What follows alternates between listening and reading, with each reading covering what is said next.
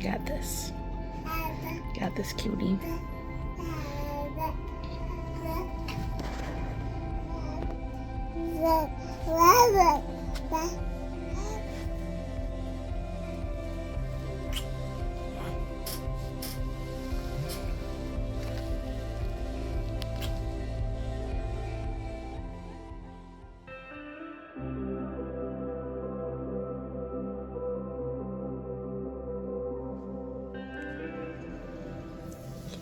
Cutie.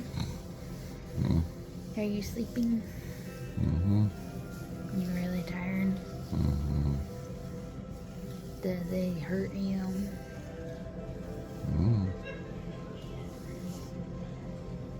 You don't know if they hurted you?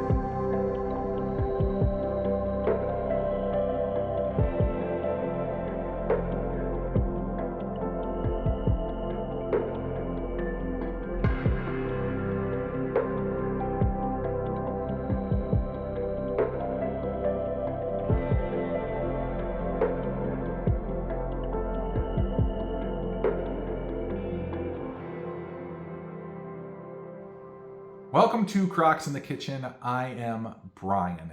Yes, I am still alive. I do apologize for not updating sooner. I tried to get this video done a while ago and life just got in the way. It was just a bunch of stuff.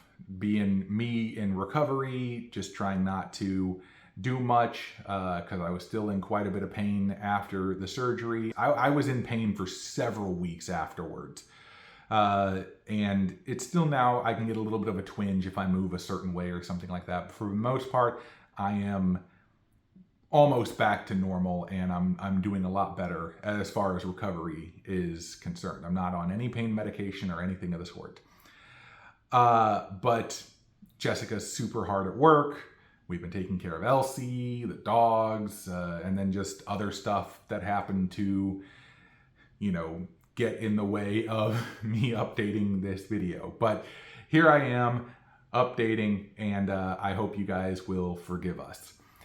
But I wanted to talk about first the surgery and talk about how that went. Everything went great. Everything was removed just fine. There were no complications whatsoever. And surgeons did a fantastic job. My doctors at Mayo Clinic were amazing. They constantly checked up on me. We were in constant communication, even if I didn't see them.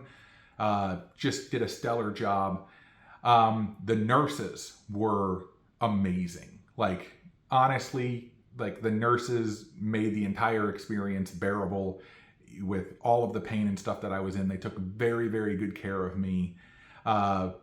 And apparently, though, Elsie was quite the star around that floor. Anytime we went for a walk, all of the nurses would gather around and be like, "Oh my God, she's so beautiful." And that's because she is. They actually, the nurses sent me a card later on thanking me for my stay, which I thought was really sweet and absolutely hilarious. I still have it sitting on my desk because when are you ever going to get a card from the nurses that you interacted with? It was just wild to me. But yes, everything went fine. Everything went about as predicted, and we're good. We're good on that front. Now to the serious bit. We got our pathology report out. We got my pathology report from the kidney and everything. And at first, I was really hoping with the size that it was, they were going to list me as stage 1 because it wasn't that big. But as we all know, stage 3, not about size. It's about location and what it's doing. They put me at stage 3A. And they bumped my cell type from grade 3 to grade 4. Now, obviously, it doesn't matter. Like, they could find one grade 4 cell in the entire mix, and that would bump me up to grade 4. So they didn't tell me like the breakdown of like, oh, we found this much. But if they find grade 4 cells, that's what your grade is. But they staged me at stage 3A for what appears to be that the cancer had sort of pushed through the shell of the kidney, and the pathology report said it abuts the fat. It was sitting next to the fat. It hadn't spread into the fat at all, but it was just sitting there next to it. So when they checked everything outside of that, they gave me clear margins, which means that there was nothing on the outside of what they took. And like I said, there was nothing that was actually like going into the fat. The other good thing that I had going for me too is that there was no cancer in the renal vein, completely clear on that part. And cancer in the renal vein is not that good because that's the vein it connects right to your heart, like brain, all that kind of stuff. It's like it's generally you don't want it in that spot. The other good thing that we got from the report was that or from the doctors themselves, though, was that there was nothing wrong with my lymph nodes. There appears that there's absolutely nothing wrong with my lymph nodes, and so nothing seems to have spread like outside of the kidney. So it looks like they got everything out of there. The other thing that they did, they tested for a FISH test, FISH. I think it's what it is. I'm kind of blanking on what it's called right now, but I'm sure some of you in the comments actually know what I'm talking about. It's a mutation of the tumor, which would have made things a lot worse. For me, that came back as negative, which is also fantastic. I was a little bit worried about that one when they told me about it because, you never know. It's like, it's one more thing. It's like, and you kind of get to the point you're like, okay, this is my new level. And then you realize that, oh no, there's something worse that could happen. And so it's like, when they finally told me it was negative, I was like, yay. But because I was at stage 3 and because I was bumped up to grade 4, they had me talk to an oncologist, and I've got a really good oncologist who's been doing it for 30 plus years. He sort of laid out the path forward as far as any future treatments might go. Now, because I'm grade 4, they say I qualify for use of KTRUDO if I want to use it. It's not like it was a necessary thing. It's not like he was prescribing it. Like, it's not like when Jessica, was diagnosed and they did the first initial surgery and stuff. It wasn't like, oh yeah, you can do the chemo. It's like, you can do it. It's like they really wanted to do the chemo, to make sure that everything was sort of killed off. Like, that's the standard treatment for that. Because there is no standard treatment for renal cell carcinoma, though, it's sort of like optional at this point. Now, he gave me numbers and percentages and stuff and all that as far as KTRUDO is concerned, of which, if you don't know what KTRUDO is, it's an immunotherapy drug. Easiest way to describe it is that it bumps your immune system up quite a bit, and it gets your immune system to attack the cancer and get rid of it that way. It's crazy what they've developed as far as treatments are concerned when it comes to immunotherapies and all that. Now, some of the side effects can be absolutely insane, like triggering autoimmune disorders and like all sorts of stuff. But the doctor laid out everything, right? He told me absolutely everything about what I could possibly do. He told me like what they know about treatment, what they know about survival rates, what they know about this and that, and blah, blah, blah. So the entire thing is up to me though, and I haven't 100% decided in a direction just yet. We got to go meet with the oncologist again. They're going to do more scans, and then I'll decide going forward if I think that it's necessary that we do KTRUDO.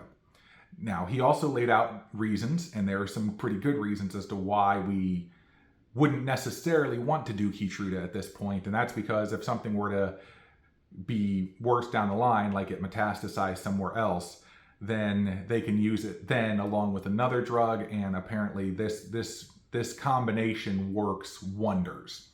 It's like the first real solid treatment that they have for that level of renal cell carcinoma ever, because chemo and radiation apparently don't affect renal cell carcinoma at all. The doctor said it really doesn't improve survival rates whatsoever. So mildly terrifying on that front.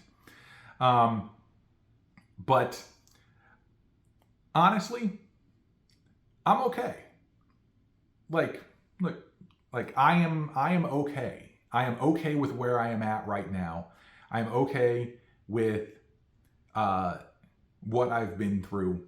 And honestly, I think I'm gonna be fine. Now, that could be, it's not hubris on my part. It's not just that I believe that I'm going to live forever.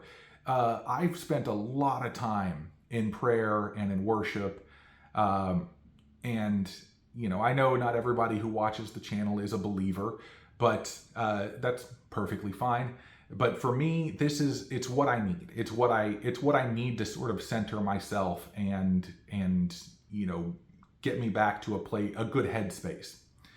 But I've spent a lot of time praying, and I've spent a lot of time worshiping, and I've spent a lot of time, with Jessica and Elsie and everything. And I have this overwhelming sense of peace that I'm going to be fine. Now, what does that mean going forward? Well, I made a promise to Jessica, I made a promise to Elsie, and I made a promise to the surgeon that I am going to get myself in shape. I am going to lose the weight, and I'm going to get myself healthy and physically active and all that kind of stuff. I'm going to do everything within my power, diet-wise, to help me fight cancer for the rest of my life.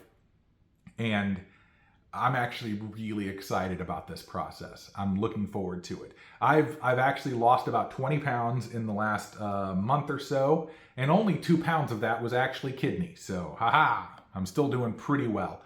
But I'm getting stuff together. Obviously when you're in recovery, it's, and I'm the one who's primarily cooking. It's a little bit harder for me to do that.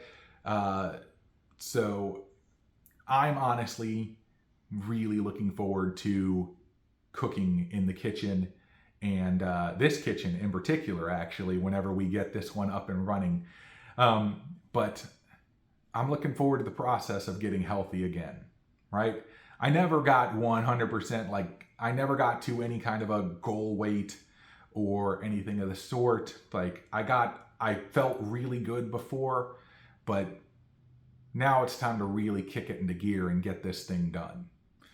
And we're totally going to do some videos on that as well. There's more recipes that I still want to post. There's recipes that I'm still developing in my head. And I'm excited about the future, honestly. I really am. And I just can't. It seems crazy, you get into this sort of headspace of oh, okay, well, this might kill me. But then when you start to see a little bit of light on the other end, you're like, you know what? I can fight for that. And to quote Bruce Coburn, one of my favorite singer-songwriters from Canada, you got to kick at the darkness till it bleeds daylight.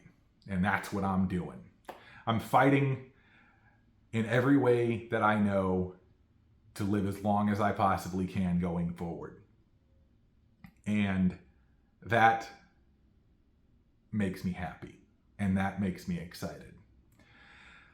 But I will say, if you guys have any questions whatsoever, if you just want to, just have a chat with me, you can absolutely do that on Facebook. I know we talk about you can find us on Facebook, on Instagram. If you get on Facebook and you send a message, I'm the person that gets that message. And I will gladly interact with you. I will gladly tell you information that maybe I happened to skip over or missed in a video or something like that.